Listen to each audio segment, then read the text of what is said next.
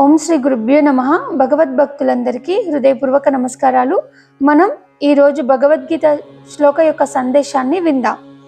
యోంత సుఖోంతరారామ తథాంతర్జ్యోతిరేవ యః సయోగి బ్రహ్మ నిర్వాణం బ్రహ్మభూతోధిగచ్చతి.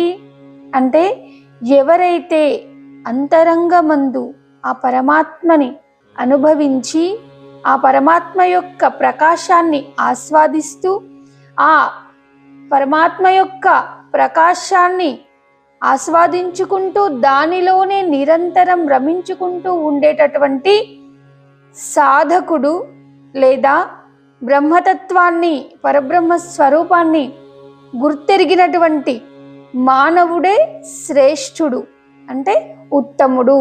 వారినే యోగులు అంటాం.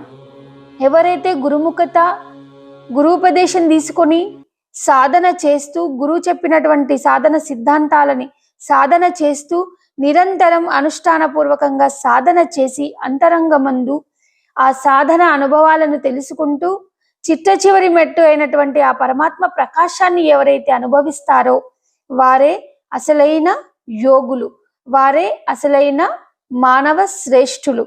అలాంటి వారు నిత్యం పరమాత్మతోనే రమిస్తూ ఉంటారు, పరమాత్మ గురించే ఆలోచిస్తూ ఉంటారు, పరమాత్మ గురించే నిత్యం ఆనందిస్తూ ఉంటారు. అయితే వీరు చివరికి శరీరం పడిపోయిన తర్వాత కూడా ఆ పరమాత్మలోనే లీనమవుతారు. ఎందుకంటే శరీరం ఉన్నా లేకున్నా పరమాత్మ యొక్క స్థితి నిరాకారం కాబట్టి తను నిరాకారుణ్ణి గుర్తెరిగి అహం బ్రహ్మాస్మి స్థితికి ఎదుగుతారు. కాబట్టి వారు కూడా పరమాత్మ స్వరూపులే అనే భావనలో నిత్యం ఉంటారు. అందరికీ మరోమారు జై గురు.